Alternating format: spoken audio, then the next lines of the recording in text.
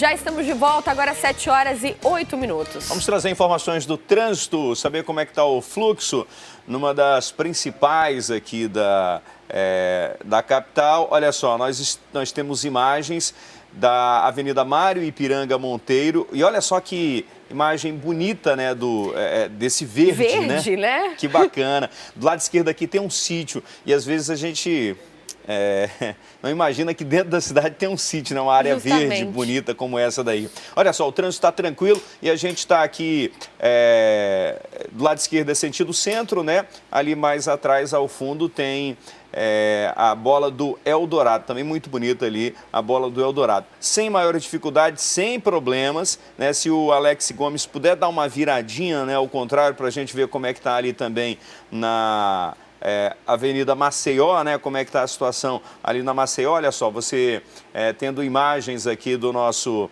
drone, a saída ali do Parque 10, sem maior dificuldade, sem problemas, boa opção para você, o trânsito está tranquilo, né? Está tranquilo, sem dificuldades. A gente tem uma outra situação aqui no Twitter do Manaus Trans, que acaba de ser publicada, e a gente vai mostrar agora, envolvendo o transporte coletivo. Ônibus em pane mecânica na Avenida Getúlio Vargas, no sentido bairro, bem próximo da Uninorte. A gente já está no local, a empresa responsável por esse veículo já foi acionada. A gente falou ainda agora sobre isso, né? Pois o ônibus que... É a Global Green, né? E parece que é um expresso, né? Pelo jeito é um daqueles ônibus articulados. Tá certo, então. Olha, as farmácias em todo o Amazonas já estão autorizadas a vender e aplicar vacinas. Algumas drogarias já estão até se preparando para oferecer o serviço, mas o tema, considerado polêmico, tem dividido opiniões entre profissionais de saúde. Nessa farmácia, na Zona Sul, uma clínica para atender os clientes já foi construída e equipada com armários e uma geladeira onde as vacinas devem ser armazenadas. A previsão é que até março do ano que vem, a drogaria comece a disponibilizar vários tipos de vacina e ofereça ainda um profissional para aplicar as doses. A resolução que permite esse serviço foi aprovada no dia 12 desse mês pela diretoria da Anvisa, que tem até 6 meses para divulgar a informação no Diário Oficial. Mas os estados têm a liberdade de regulamentar a própria resolução, como é o caso dos estados de São Paulo, Paraná, Minas Gerais e Distrito Federal, por exemplo. No Amazonas, a regulamentação foi oficializada no dia 1º de dezembro. Desde lá, as farmácias já têm autonomia para realizar o procedimento, mas dependem da autorização da vigilância sanitária do município, atestando que o local oferece as condições de armazenagem correta. Farmacêutico, ele tem essa competência.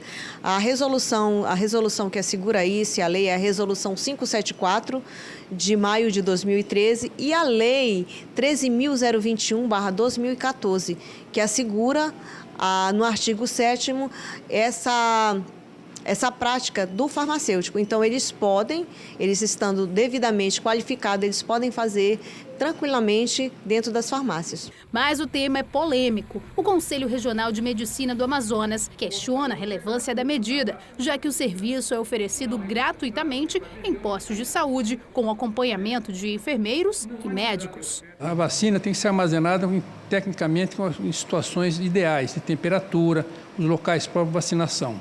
Segundo, as vacinas podem provocar algum efeito adverso durante a aplicação.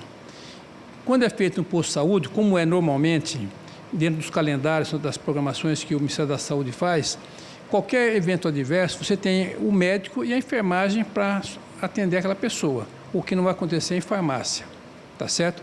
Então, nós somos contra, até porque os postos de saúde que já existem são suficientes para atender a demanda da população. Preocupações rebatidas pelos farmacêuticos. Como nos postos de saúde, a vacinação ela não é feita por médico, ela é feita por técnicos de enfermagem, ela é feita por enfermeiros. E quando eles têm qualquer efeito colateral ou qualquer outra sintomatologia, eles encaminham para onde? Para o médico. Assim também vai ser feito nas farmácias. Agora a gente continua falando de saúde. O volume de chuvas em Manaus no mês de dezembro já registrou o dobro do considerado normal para o período. As informações são do Instituto Nacional de Meteorologia, o IMET. E junto com as chuvas vem também as doenças típicas desse período. E as crianças são sempre as mais afetadas. Mudanças climáticas, o contato com a água contaminada, tudo pode representar um perigo à saúde dos pequenos. Para falar sobre esse assunto e dar dicas de prevenção e cuidados, nós vamos conversar agora com a médica pediatra Eriane Oliveira. Bom dia, seja muito bem-vinda ao nosso programa, doutora. Bom dia. Doutora, vamos começar falando. Eu sou mãe de 2 filhos. Eu sei e conheço muitas amigas também que são mães. Nesse período, quando nossos filhos ficam doentes, a gente leva no hospital. E o que a gente geralmente ouve é aquela famosa uma virose, né? Eu digo que é quase uma doença já diagnosticada pela mãe. Porque teve um negocinho em casa, a gente fala, não, é uma virosezinha. E acaba até automedicando a criança. Vamos explicar para quem está em casa o que realmente é a virose, quais tipos de viroses mais acometem as crianças nessa época do ano? As viroses mais comuns dessa época continuam sendo os resfriados. Tem mais de 200 tipos de vírus que causam o resfriado. Então, os sintomas são bem conhecidos, que é o nariz escorrendo, os espirros, a febre que dura aproximadamente 3 dias e uma tosse que vai perdurar com secreção por 2 semanas no máximo. Uhum. Como é uma doença autolimitada, então não é necessário medicamentos especiais, só apenas cuidados especiais que podem ser tomados dentro da própria residência da pessoa. Então, é comum a gente passar um higienizador nasal, que é a base de água e sal, bem conhecido, e também um analgésico, geralmente na área do paracetamol ou então a dipirona. E cuidados tipo assim, repouso e líquidos que a gente deve oferecer para a criança de 3 em 3 horas. Agora, não é só resfriado, né? Nós temos também outras viroses que têm esse nome de virose porque é causado por um elementozinho, um germezinho, que é destruído pela própria defesa do organismo. Não precisa de remédios para combatê-los. O próprio corpo combate. E as outras viroses que a gente tem são a parotidite, que é a papeira, que é conhecida, bastante conhecida, inflamação da glândula produtora de saliva. Tem também a síndrome mão-pé-boca, que é diferente, são 3 dias de febre, seguido parou a febre, a criança vem a ter feridas na boca e umas manchinhas nas mãos, nos pés, e que tem uma duração bem limitada, de aproximadamente 1 semana. A outra virose bastante conhecida é a conjuntivite, que é aquela coceirinha no olho, que o olho fica vermelho, e o tratamento é apenas água gelada com um pouquinho de sal e analgésico. Às vezes, muito raramente, um antialérgico para a criança não machucar os olhos. Além disso, existem os rotavírus, que são causados por contaminação de água, alimentos que não foram higienizados devidamente, problemas com a higiene da mão das crianças, porque as crianças tomam banho sim, mas elas quase não lavam tanto as mãos. É verdade. Não existe esse hábito, não é? Agora a gente falou das viroses, mas o que mais acontece nessa época do ano, em período de grandes chuvas, com as crianças, são as questões de diarreias e vômitos. Isso muitas vezes por conta do contato com a água contaminada ou com alimentos que foram contaminados. Né? A gente vê aí e viu já muitas situações, às vezes a casa alaga, por exemplo, aquela água contaminada acaba tendo contato com alimentos da casa que depois são ingeridos pelas crianças. Sim. E isso pode acontecer, pode acabar aí em episódios de vômitos e diarreias. Exatamente. O que mais nós temos recebido em todos os serviços infantis são os vômitos e as febres. Só alguns dias depois é que aparecem as diarreias, não aparece junto.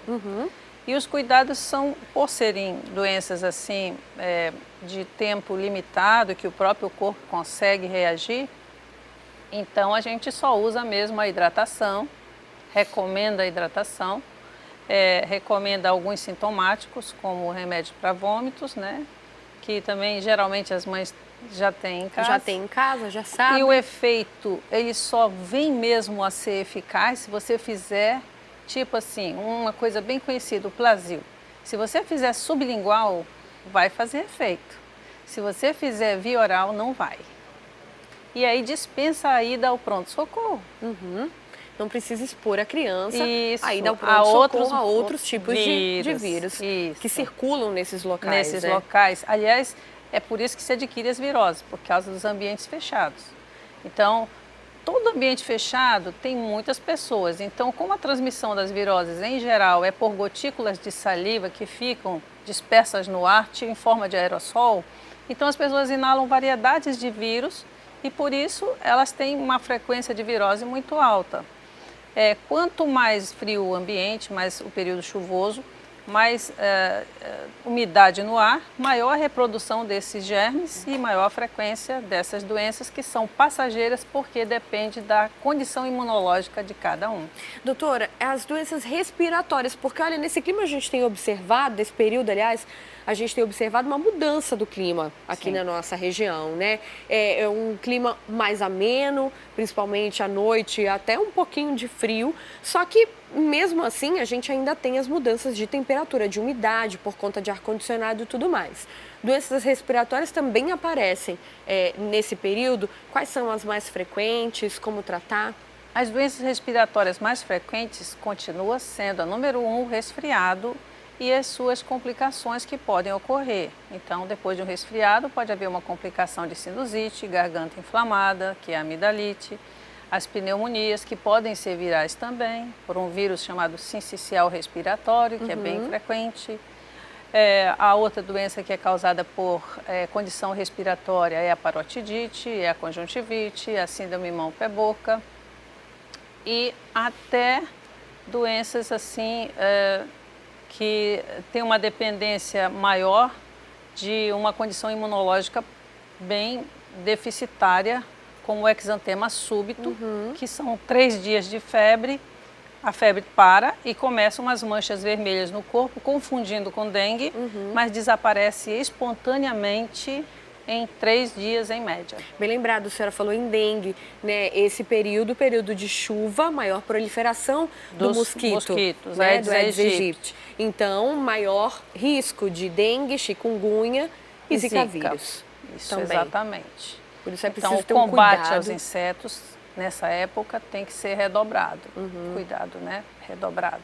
Doutora, falando um pouquinho de cuidados, isso eu digo até dentro da nossa casa, né? A gente às vezes está ali com uma criança doente, nós mesmos, com um resfriado, alguma coisa do tipo, e a gente até conversava antes. Aí você vai espirra, né? Ali na sua mão, depois da sua mão você pega na maçaneta da porta ou na torneira, e aí você acaba colocando o vírus naquele local e aí a contaminação cruzada acontece. É preciso prevenir, tomar alguns cuidados dentro de casa? Sim. Lavar bem as mãos? Sim.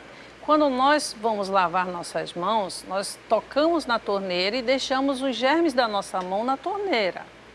Lavamos a mão e voltamos a pegar na torneira. Ou seja, continuou pegamos os contaminada. vírus de volta. Então, o certo é fazer a higiene da mão e passar a mão ensaboada na torneira. Aí você joga uma aguinha, pronto, você já higienizou um pouco aquela torneira e aí a sua qualidade de higiene manual fica bem melhor. O que a gente pode também deixar de cuidado para as mães, para os pais nesse período?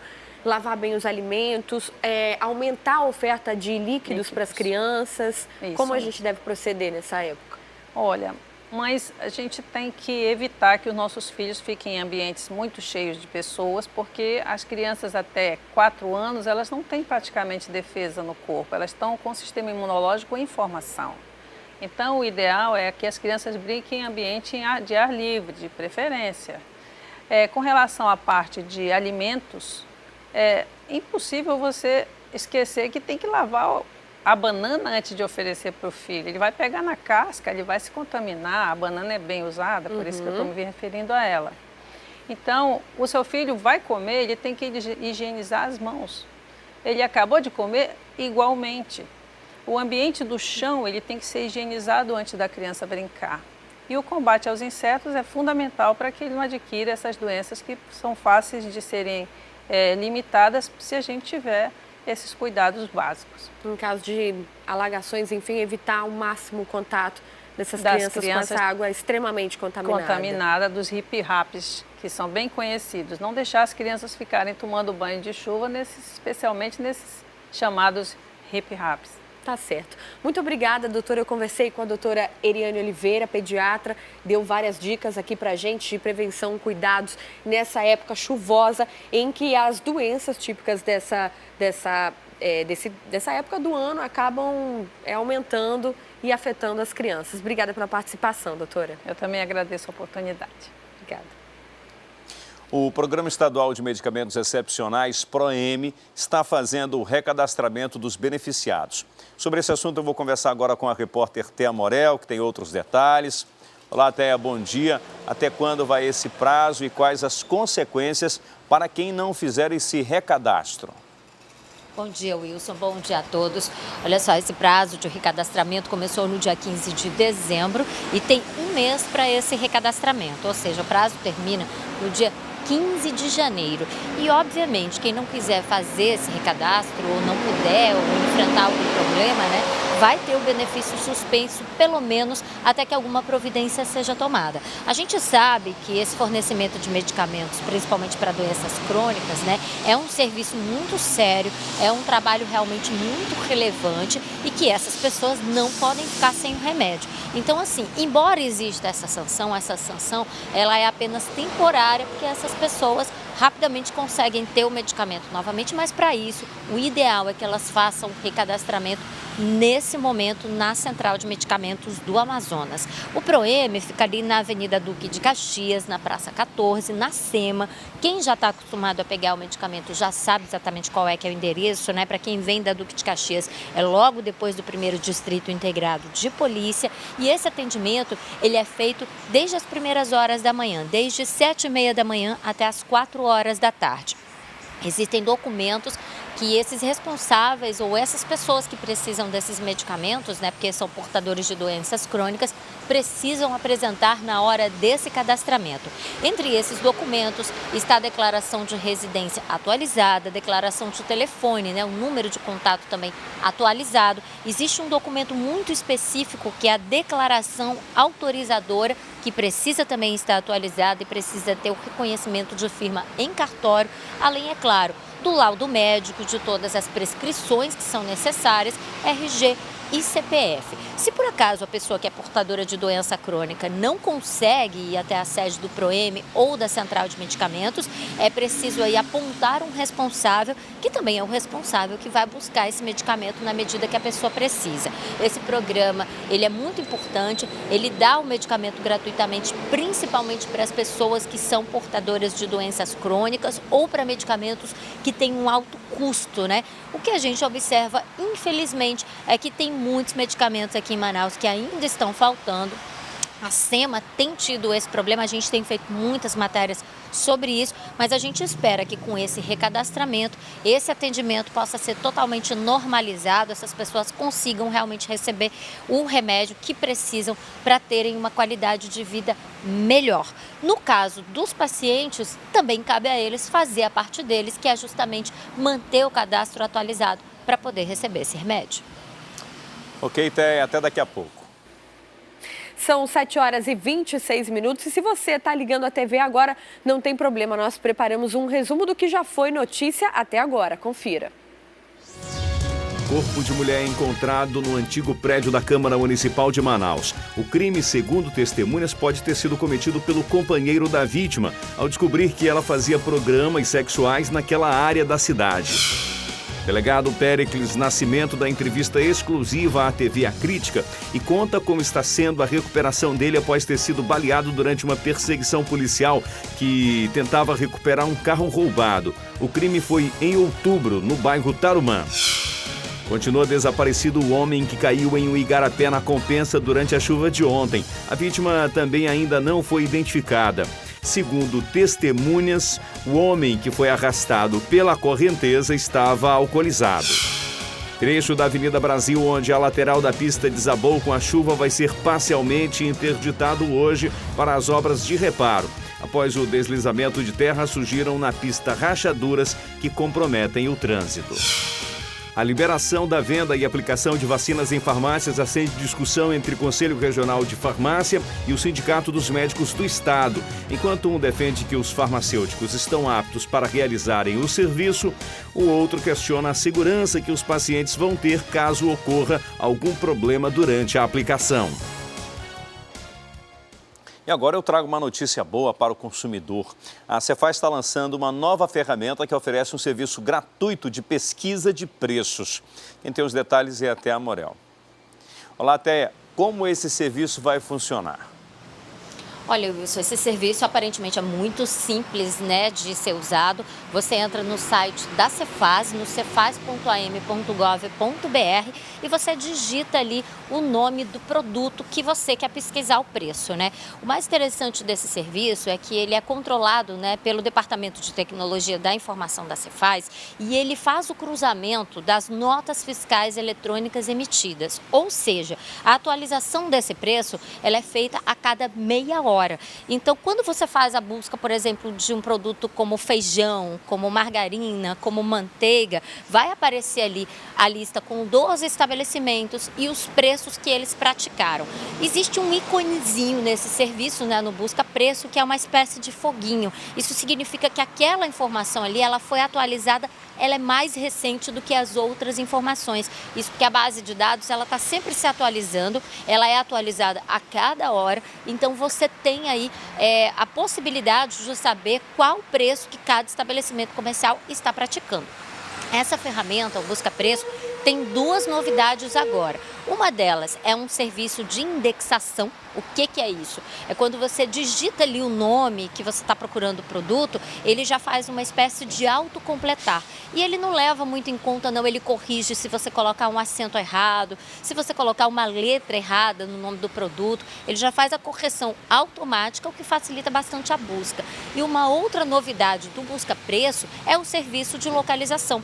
Se você estiver utilizando no smartphone ou no tablet, até mesmo no computador, e você autorizar que o aplicativo, né, que no caso o site use a sua localização, ele não só vai indicar os 12 produtos com os seus preços efetivamente apontados ali pela Secretaria de Fazenda, mas ele também vai indicar quais são os locais de venda desses produtos que estão mais perto de você. Você pode colocar ali na busca um local de 1 quilômetro, 2 quilômetros, até 10 quilômetros, né? Um raio de até 10 quilômetros do local onde você está. E aí você vai ter também os estabelecimentos comerciais que estão mais próximos de você. É uma ferramenta realmente muito interessante. De acordo com a Secretaria de Estado de Fazenda, 783 mil usuários já utilizaram essa ferramenta. E quer saber, Wilson, quais são os itens mais procurados? A gente tem ali na busca gasolina, sabonete e arroz. Todo mundo está querendo economizar e essa é uma maneira de conseguir, principalmente nessa época, né? Que daqui a pouco tem a compra do material escolar. Tá certo. Eu já usei algumas vezes, viu, Thea, essa ferramenta e é importante. Às vezes tem produtos que você procura e você não encontra. O que acontece? É que às vezes, principalmente material de construção, é um nome técnico que é colocado, às vezes não é o nome popular. Então é importante sempre fazer uma consulta na internet, no Google, para ver o nome corretamente ali, para você ter sua pesquisa completa, né? Para você encontrar direitinho. Mas é um negócio que facilita e ajuda muito, viu? Você comparar esses preços aí, ainda mais nesse trânsito louco que a gente enfrenta aqui na cidade de Manaus, o cliente vai aí economizar muito tempo. Muito obrigado, Té. Até daqui a pouco. Passou o Natal e muita gente aproveitou o 13º salário para comprar presentes. Mas segundo pesquisas da Câmara de Dirigentes Lojistas, foi bem assim não. A maioria preferiu seguir as recomendações dos especialistas e investiu essa renda extra no pagamento de dívidas ou guardou o dinheiro para uma emergência.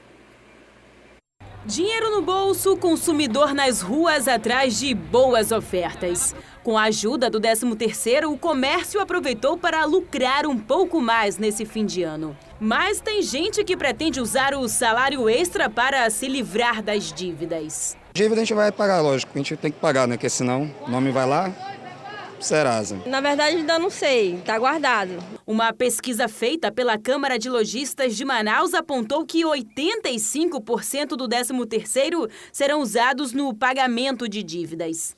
O restante ficou dividido entre as compras de Natal ou alguma forma de investimento.